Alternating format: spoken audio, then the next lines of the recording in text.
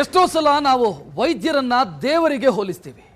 ಬೆಂಗಳೂರಲ್ಲೊಬ್ಬ ವೈದ್ಯೆ ರೋಗಿಯೊಬ್ಬರ ಪಾಲಿಗೆ, ಅದರಲ್ಲೂ ಅಪರಿಚಿತ ರೋಗಿಯೊಬ್ಬರ ಪಾಲಿಗೆ ನಿಜವಾಗಿಯೂ ಕೂಡ ದೇವರಾಗಿದ್ದಾರೆ. ಅಪರಿಚಿತ ಮಹಿಳೆಗೆ ಕಿಡ್ನಿ ದಾನ ಮಾಡಿದ್ದಾರೆ ವೈದ್ಯೆಯೊಬ್ಬರು, ಅದು ಕೂಡ ಸುದೀರ್ಘ ಕಾನೂನು ಹೋರಾಟದ ಬಳಿಕ. ಅಪರಿಚಿತ ಮಹಿಳೆಯೊಬ್ಬರಿಗೆ ಕಿಡ್ನಿ ದಾನ ಮಾಡೋ ಮುಖಾಂತರ ವೈದ್ಯೆಯೊಬ್ಬರು ದೇವರಾಗಿರೋದು ಆ ರೋಗಿಯ ಪಾಲಿಗೆ. ಜೀವಂತ ಇರುವಾಗಲೇ ಕಿಡ್ನಿ ದಾನ ಮಾಡೋದಕ್ಕೆ ಕಾನೂನು ಅಡ್ಡಿ ಇದ್ದಾವೆ. ಅದರಲ್ಲೂ ಕೂಡ ಅಪರಿಚಿತ ವ್ಯಕ್ತಿಗಳಿಗೆ, ಮೂರನೇ ವ್ಯಕ್ತಿಗಳಿಗೆ ದಾನ ಮಾಡಬೇಕು ಅಂತಂದ್ರೆ ಕಾನೂನಿನ ಅಡ್ಡಿ ಇದೆ. ಇದಕ್ಕಾಗಿ 10 ವರ್ಷ ಸುದೀರ್ಘ ಕಾನೂನು ಹೋರಾಟ ಮಾಡಿದರು. ಅದಾದ ನಂತರ ಕಳೆದ ಡಿಸೆಂಬರ್ನಲ್ಲಿ ಹೈಕೋರ್ಟ್ ಅಲ್ಲಿ ಅವರಿಗೆ ಅನುಮತಿ ಸಿಕ್ಕಿದೆ. 56 ವರ್ಷದ ಮಹಿಳೆ ಡಾಕ್ಟರ್ ತಂಗಂ, ಕಿಡ್ನಿ ದಾನ ಮಾಡಿರುವಂತಹ ವೈದ್ಯರು.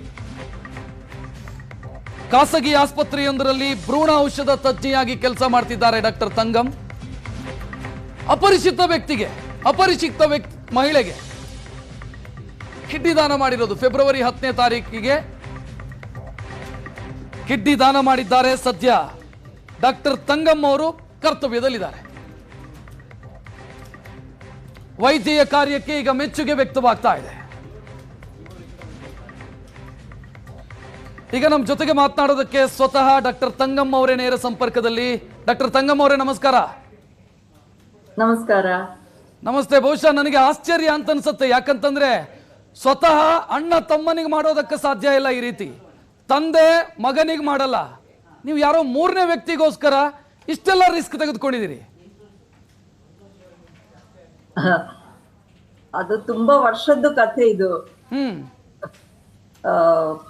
ಅವಾಗಿಂದನೇ ನಮ್ದು ಒಂದೇ ಒಂದು ಏಮ್ ಇತ್ತು, ನಮ್ ಕಿಡ್ನಿ ಡೊನೇಟ್ ಮಾಡಿ ಯಾರ್ದಂತ ನಮ್ಗೆ ಚೂಸ್ ಮಾಡಕ್ ಇದಿಲ್ಲ, ಬಟ್ ಯಾವ್ದಾದ್ರು ಒಬ್ರದ್ದು ಜೀವನ ನಾನು ಚೇಂಜ್ ಮಾಡ್ಬೇಕು, ಅದಾದ್ಮೇಲೆ ಎಲ್ಲರಿಗೂ ಮೆಸೇಜ್ ಕಳಿಸ್ಬೇಕು, ಇದು ಸೇಫ್ ಇದೆ, ಎಲ್ಲಾರು ಕನ್ಸಿಡರ್ ಮಾಡ್ಬೋದು. ಇದು ಮಾಡಿಲ್ಲ ಅಂದ್ರೇನು ಅಟ್ಲೀಸ್ಟ್ ಮರಣದ ನಂತರ ಎಲ್ಲರೂ ಅವರವರದ್ದು ಆರ್ಗನ್ ಪ್ಲೆಡ್ಜ್ ಮಾಡಿದ್ರೆ ಅದೊಂದು ಶುರುವಾತ್ ಆಗುತ್ತೆ. ಅದೇ ನಮ್ದು ಆಸೆ. ಅಲ್ಲ, ಎಲ್ರು ಬಹಳ ರಿಸ್ಕ್ ಅಂತ ಅನ್ಕೊಳ್ತಾರೆ ಇದೆಲ್ಲ. ಅದು ಯಾರೋ ಮೂರನೇ ವ್ಯಕ್ತಿಗೆ, ತಮಗೆ ಯಾರು ಏನು ಅಂತಾನೂ ಗೊತ್ತಿಲ್ಲ. ಇಷ್ಟು ದೊಡ್ಡ ಡಿಸಿಷನ್ ಅನ್ನು ಹೆಂಗ್ ತೆಗೆದುಕೊಂಡ್ರಿ ಡಾಕ್ಟರ್ ತಂಗಂ ಅವರೇ? ಅದೇ ದೊಡ್ಡ ಡಿಸಿಷನ್ ಅಂತ ಗೊತ್ತು, ಬಟ್ ನಮ್ಮ ಆಸೆ ಅದೇ ಇತ್ತು. ನಮ್ಮ ಫ್ಯಾಮಿಲಿನಲ್ಲಿನೂ ಎಲ್ಲರೂ ಹೇಳಿದ್ರು, ಇಷ್ಟು ಯಾಕೆ ಎಕ್ಸ್ಟ್ರೀಮ್ ಆಗಿ ನೀವು ಡಿಸೈಡ್ ಮಾಡ್ತಾ ಇದ್ದೀರಾ, ನೀವು ಬೇರೆ ರೀತಿನಲ್ಲಿ ಹೆಲ್ಪ್ ಮಾಡ್ಬೋದಲ್ಲ, ನೀವು ಟ್ರಾನ್ಸ್ಪ್ಲಾಂಟ್ ಪೇಷಂಟ್ಗೆ ಯಾವುದೊಂದು ಟ್ರಸ್ಟ್ ತರ ಮಾಡಿ ದುಡ್ಡು ಕಾಂಟ್ರಿಬ್ಯೂಟ್ ಮಾಡಿ, ಇಲ್ಲಾಂದ್ರೆ ಡಯಾಲಿಸಿಸ್ ಮಾಡೋದು ಪೇಷಂಟ್ಗೆ ಏನಾದ್ರು ಮಾಡ್ಬೋದು. ಐ ನಮ್ ವಿಚಾರ ಬೇರೆ, ನಮ್ದು ಇದು ಮಾಡಿನೇ ನಮ್ದು ಒಂದು ಮೆಸೇಜ್ ಕಳಿಸೋದಕ್ಕೆ ಆಸೆ ಪಟ್ಟಿದ್ದೀನಿ. ಸೊ ಏನೋ ನಮ್ಗೆ ಬಂತು ಮನಸ್ಸಲ್ಲಿ ಈ ತರ ಮಾಡ್ಬೇಕು ಅಂತ. 10 ವರ್ಷ ಆಯ್ತು ಅಂತ ಹೇಳಿದ್ರಿ ತಾವು. ಏನಾಯ್ತು ಕಾನೂನಲ್ಲಿ, ಏನೆಲ್ಲ ತೊಡಕಾಯ್ತು ತಂಗಂ ಅವರೇ? ಫಸ್ಟ್ ನಾನು ಇದು ಮರಣದ ನಂತರ ಆರ್ಗನ್ ಡೊನೇಟ್ ಮಾಡಕ್ಕೇನೆ ನಾನು ಫಸ್ಟ್ ಸೈನ್ ಮಾಡಿರೋದು. ಅದು 2014 2014 ಮಾಡಿದ್ದೆ. ಅದಾದ್ಮೇಲೆ ನಮ್ಗೂ ಗೊತ್ತಾಯ್ತು, ಅದು ಮಾಡಿ ಎಲ್ಲ ಇದಿದ್ರು ಕೂಡ ಕೊನೆಗೆ ಮರಣ ಆಗುವಾಗ ಪರಿಸ್ಥಿತಿ ಮೇಲೆ ಡಿಪೆಂಡ್ ಇದೆ ಅಂತ.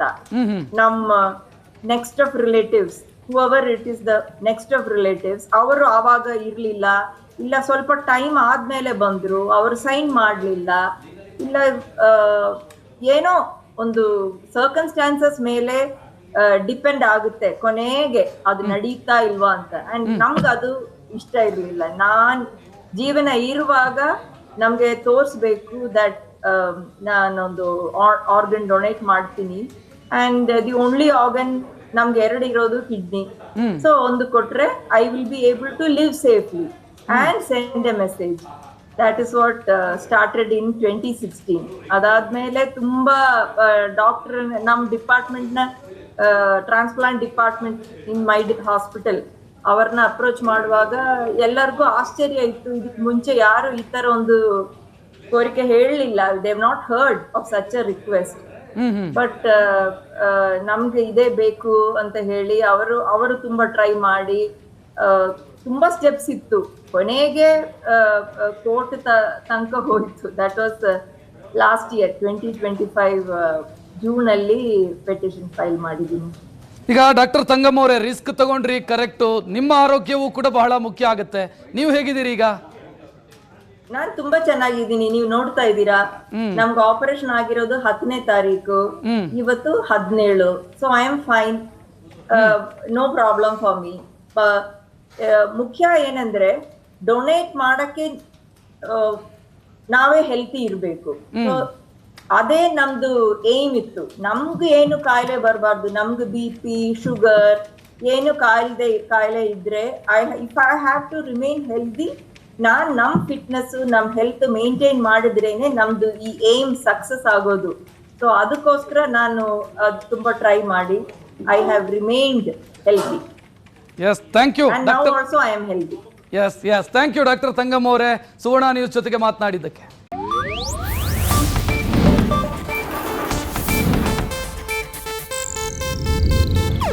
ಇದು ಏಷ್ಯಾನೆಟ್ ನ್ಯೂಸ್ ನೆಟ್ವರ್ಕ್ ಪ್ರಸ್ತುತಿ.